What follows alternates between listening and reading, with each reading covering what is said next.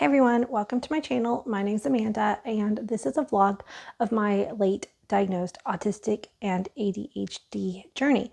I also have total aphantasia and a memory disorder called SDAM that stands for severely deficient autobiographical memory. And I talk about all of these things on my channel.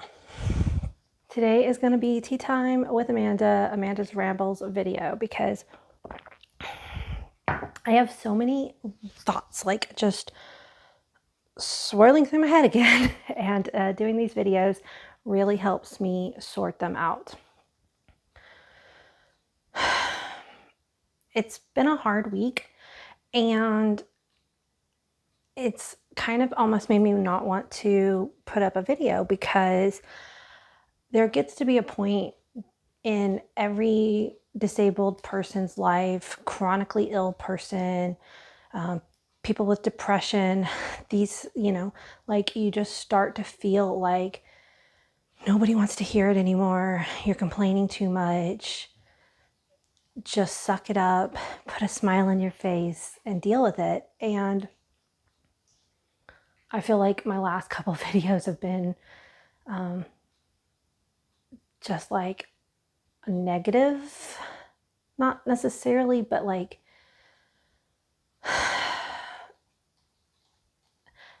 and I'm ADHD time blind. I sat down and did this without even looking to see what my last several videos were. So this may not even be based in reality. It's just like the feeling that I have. I feel like I have been in a very negative space lately, and then it's sometimes hard to get perspective. Sometimes looking back at your calendar and looking at the things that you've done, and maybe looking back at my past videos before I started filming might have been helpful. But both online and offline life has been challenging the last while.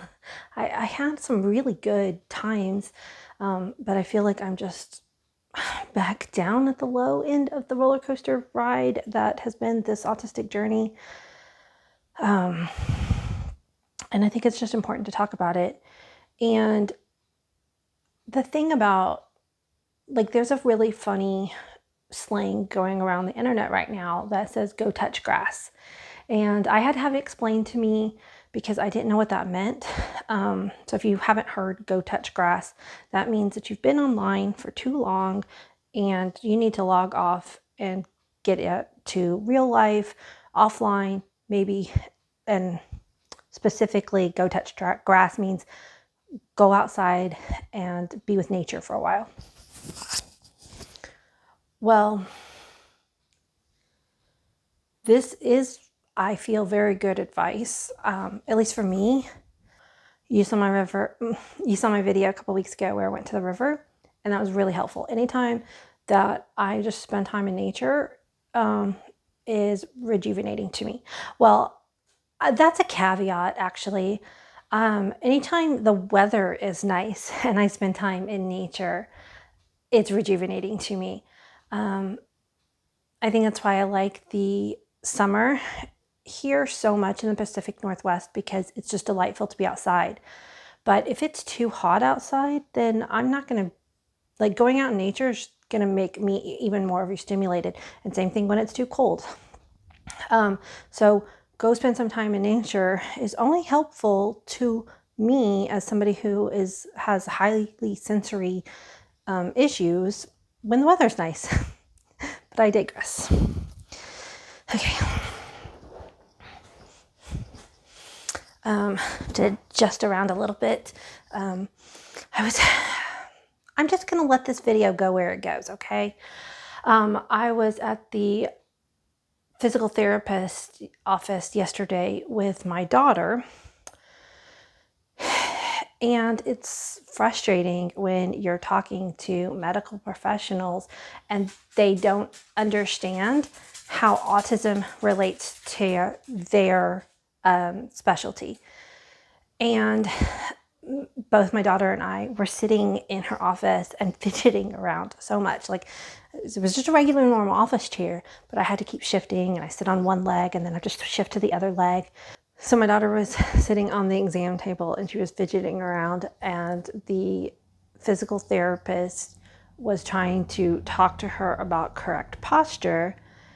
And I told her that for many autistic people, we are constantly moving around, like, and shifting and sitting in weird positions. And she'd never heard this before. And the thing is our incorrect posture causes problems. And part of my daughter, we were in physical therapy for her for TMJ, which I also have. My sister had to have the TMJ surgery where they literally broke her jaw and rewired it shut so it would grow differently again. So yes, having the bad posture for the human body is not good, but also our brains don't want to sit in a correct, it is just as miserable for us to try to sit in a correct posture as it is to sit in a bad posture, and then we get problems from the bad posture. It's like the no-win situation, but having physical therapists not even be aware that it's a problem, it's not like we're being lazy and sitting bad because of laziness. It's that we are just not comfortable ever. So yeah, that was a tangent from me, just shifting around. Like I said, I like to give myself in my Amanda's Rambles videos to just kind of go where my thoughts take me. Sometimes that is the most cathartic thing for me, because otherwise it just stays bottled up and really doesn't do any good for me. So going back to offline versus online, one of the important things that I wanted to talk about with that is that for many disabled people and autistic people, online spaces are incredibly important for us. And for neurotypical people to judge somebody in the disabled community that we're spending too much time online is negatively impactful, because we find our communities in online spaces. When right now in this time and age, we have access to other people going through the same things that we have, that we've never had before in history. Autistic people before in history, one, weren't really even ever diagnosed, but even if they were, or if they were just the quirky village person, they were the only one in their village. But now we are connecting across the world in an online space, and it's so validating because there's other people going through our experiences. So our online space is very important to us. The problem is a lot of the online spaces are public, and even like on Facebook, message boards, I'm in some autistic groups. There could be trolls that infiltrate, and the admins tend to shut it down, and that's good. And then I'm in a lot of public spaces advocating for autism, and I get so much support from the autistic community, but then you'll have the people who are just ignorant or intentionally ableist. Like, there's people who are learning, and that's beautiful. And it's okay to ask a question that may come off as offensive if your intention is to learn and you make it clear that you're trying to learn. Because sometimes when you're learning a new subject, you don't have enough language around that subject to know how to appropriately word something. And so that's okay.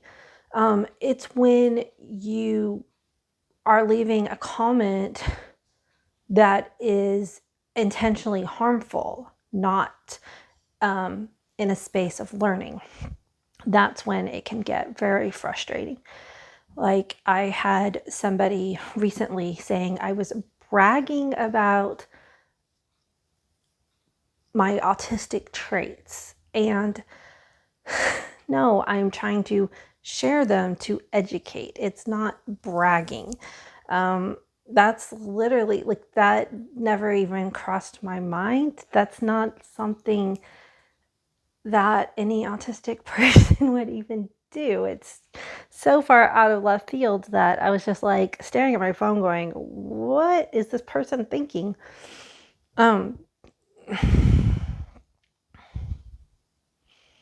So online spaces are important, but they can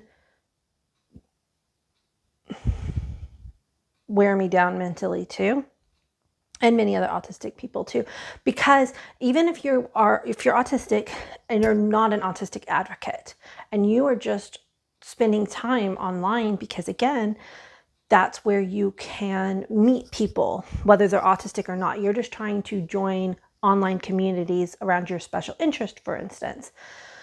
Well, because of your autism, you're going to run into communication problems in these online groups, and it can be just as tricky navigating in an online space, and sometimes more difficult because it's very hard to read tone and sarcasm and things like this online.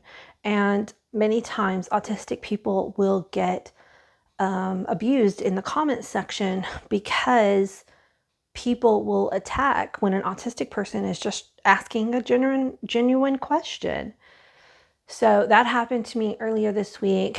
One of the things that I'm still trying to learn and break. So, we have systemic ableism, we have systemic racism, and there's also talk about cultural appropriation that was never talked about when I was a kid. I mean, when I was a kid, we used words that we don't use now. So I am learning how to understand cultural appropriation. And this is a topic that is really hard for me to understand. And so I was in a public online space and I asked a very genuine question from somebody who was advocating, because you don't want to put the mental burden on somebody to educate you. But when somebody is an advocate, then they are putting themselves in the position to educate.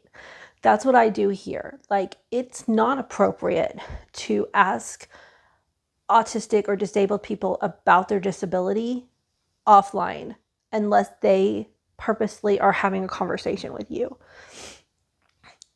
But when somebody is putting themselves in an advocacy position and they are communicating that they are open to educating and asking and answering questions, then it's okay. So this person was educating about cultural appropriation. So I asked a question in good faith because I'm trying to learn more about it. And to be fair, it wasn't the original poster, but somebody else who follows her because they are passionate about the subject tore into me. And I wrote back and said, my question was in good faith. I'm trying to learn. How else can I learn about the subject if not in these advocacy spaces? They never wrote back because I think they realized that they were in the wrong, because a lot of times neurotypical people will ask a question as a way to be snarky, but autistic people are asking the question because we really want to learn. And I'm not saying that neurotypical people don't want to learn. They must phrase their questions differently. I literally don't know the answer to that one. But I just know that a lot of times autistic people, when we ask questions, we are told we are questioning authority or, I don't know, other things.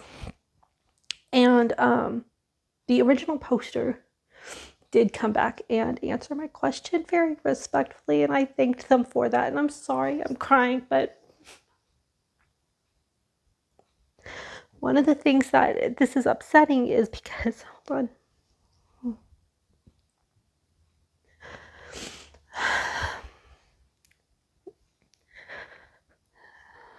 This is exactly why I struggle with low support needs and high support needs labels. High functioning and low functioning are extremely harmful labels, and I'm not going to talk about that right now, but the current medical term is low support needs and high support needs. I'm considered low support needs, but that doesn't mean no support needs. And I am struggling to understand this concept of cultural appropriation. But if I say that in online spaces and say it's because I'm autistic, I'm having a hard time understanding this concept, people will say you can't use your autism as an excuse. And it's not an excuse, it's a reason.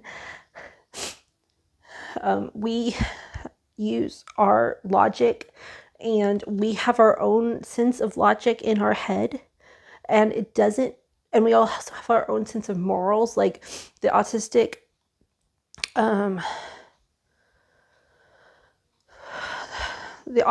sense of justice is very strong in all of us, but it's based off our own moral system, and whether our moral system aligns with the general public doesn't matter. Whether or not it'll get activated in our system. And same thing, I'm going to say this very clearly because, like I said, I am genuinely trying to understand cultural appropriation. This is something that I feel I hear the marginalized groups say is important to them. I'm a marginalized group. I want to respect that and I want to learn about it. And I struggle with it because my autistic sense of stability is that all humans are the same. I believe that so strongly, and I believe that, different countries and cultures, like I want us to all share each other's cultures. I want to learn, and if I find something interesting, I want to be able to learn more about it and have you share it with me. And the rules are so fuzzy because sometimes that's okay, and sometimes it's cultural appropriation, and my brain can't tell the difference.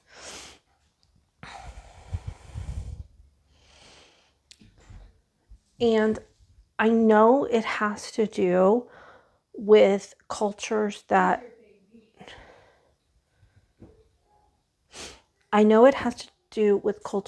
have been suppressed, and when their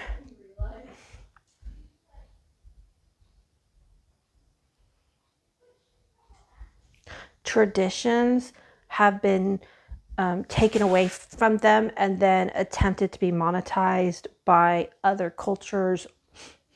And that, I agree, is not okay. But I also struggle to find the nuances. Like I can understand the big obvious ones. I struggle with the nuances.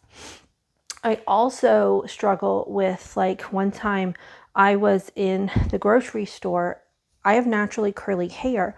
They market the products that I use for my hair for Black women. I don't know why they market it that way, but they do. And and they have it in a separate section, which again, I think is stupid. Hair care products should be in hair care products, but the curly hair products are separated and they are under a different section in the store. I don't remember what the label says. There's a different label. And so I was standing there and I was reading the different products, looking at the different bottles, trying to pick out a different serum for my hair. And this Black lady came up to me and told me to go back to my aisle. And again, autistic, I was really confused. And I'm like, I don't, what do you mean go back to my aisle? She's like, you need to go to the white woman's aisle. And I'm like, I'm buying curly, I need to buy some curly products. And she said I shouldn't culturally appropriate Black people's products or their curls or their hair texture is what she said. And I was like, this is my natural hair. This is not permed. This isn't dyed. This is my hair. This is the hair I was born with. I can't culturally appropriate my own physical hair. So I understand that this woman was ignorant to the fact that apparently white women can have curly hair. Apparently she literally thought, because I continued the conversation with her, she ended up being polite and being willing to talk with me, and it didn't escalate into a bad situation, which it could have. She thought that all women with curly hair permed their hair. And I said, no, this is the hair I was born with, and these are the products that work with my hair. If I don't use these products, my hair is very frizzy and dry. And right now I need to do a treatment, but that's a whole nother statement. But so we learned from each other that day. But again, that's why it's really confusing. And to tie it back into, I know I went into this big long tangent because I feel like I need to explain why it's difficult for me to understand this, but I'm considered low support needs. But in this area, I need some hand holding. I need more support and understanding. And a lot of times the support needs are used in a capitalistic way, like, or they're really just sometimes hidden words to hide the functionality. But honestly, I can't hold a job. I could for short periods of time. I could job hop. That's what a lot of autistic people do. We hold a job until we get burnt out. We quit because we're exhausted, and then we have to apply for another job. In my 20s, I did that. I went from job to job until I would get so burnt out that I would have to cry in a rage of tears, and then I would go find another job. And that's what a lot of autistic people do. They go from job to job because we're not being supported in the jobs. It's not that we can't do the job. A lot of us would be highly successful in various careers if we had the support systems that we needed. And that varies from autistic person to autistic person. And that's one thing that is difficult in a capitalistic society. People want one set of rules to fit every human being, and that's just not how humans work, period, whether you're autistic or not.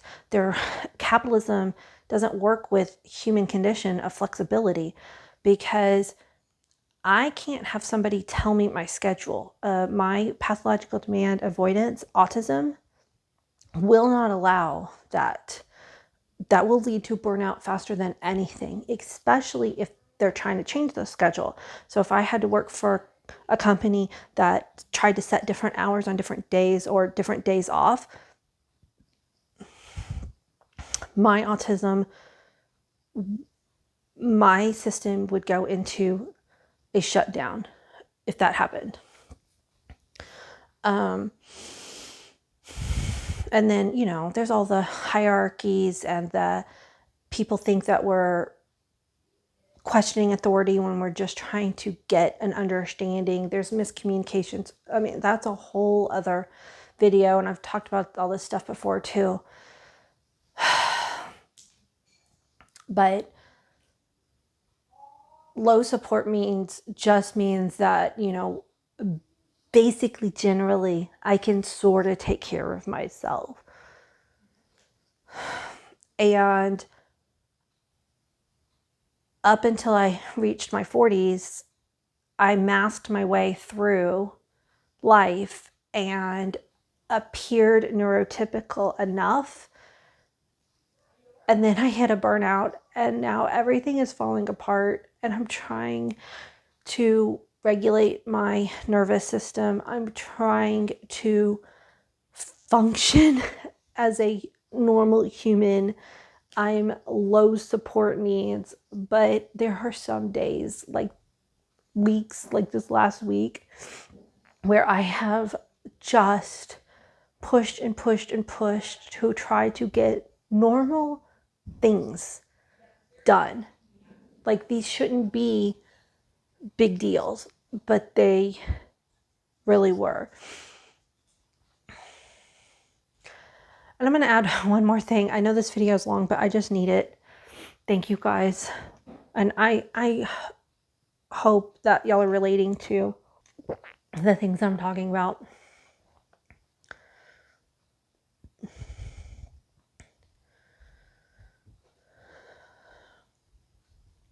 Sorry, I'm getting distracted by dogs outside and my own thoughts and everything. The last thing that I wanted to talk about is the fact that being a disabled person, it kind of has to do with that, like, go outside and be offline and do things to add enrichment to your life. Being an autistic mom of autistic children, my schedule is filling up so much with medical that it's like, when do I have time to live a life? Right now, I have therapy 1 day a week. My son has therapy, which I'm a pretty active part of right now. So we finally found a therapist. So that actually starts next week. But so I will be very active in that. My daughter just started physical therapy, so that's 2 times a week that I have to drive her to physical therapy. My son's in occupational therapy 1 time a week. So that's 1, 2, 3, 4, 5 medical appointments that I'm involved with every week. And I'm not even talking about the cost of this at this point, because that affects it too. When you're spending that much money on copays and medical appointments, you know, going out to dinner or a play or whatever, where's your budget?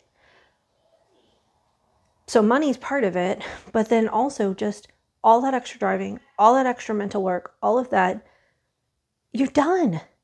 It's like, who has time for a social life when you're just trying to survive?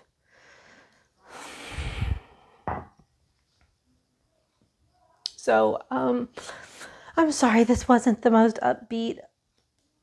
I really do like to show the positive sides of autism and ADHD too sometimes, but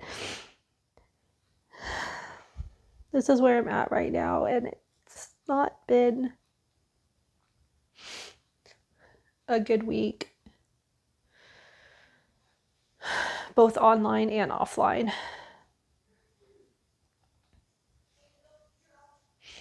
And I don't want to minimize the fact that there has been amazing support too. Like I said, I do get so much support from so many of y'all, and that makes it worth keep doing this, because I know a lot of y'all watch my videos and tell me that they make a difference, and that's why I keep doing this. I started this vlog without any expectations. I just wanted to talk to the camera because talking out loud helps me.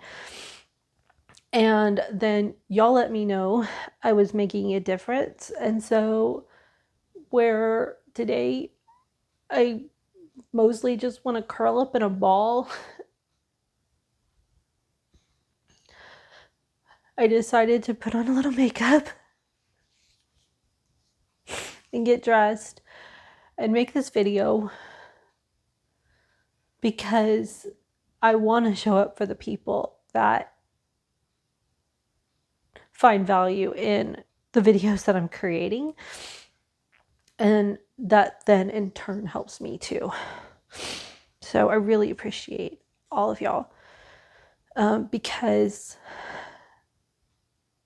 I think it's important for people to see the internalized experience of autism. And so that's why I'm trying to put it out there, even though the bigger the account gets, the more I get the negative too. And that's unfortunately life. Hold on, there was, yeah. I don't want to be an echo chamber just for autistic people. I love that. Like, we need that. We need our community. That's what I was saying. Like, our online spaces are valuable and needed. And I want to see myself in you and you to see yourself in me. That's so validating. But I also want to make a change on a bigger level. And that means that my words need to go out to a wider audience. And that is also extremely terrifying, especially as somebody who part of my mask was to never, ever, ever have an opinion. So this has been an about face and very emotionally hard for me, but it's worth it too. So I just have to keep reminding myself of that. Anyway, thank you guys, especially if you got this far in the video. I really appreciate it. And I'll see y'all on the next one. Come here. Good job. He's smiling.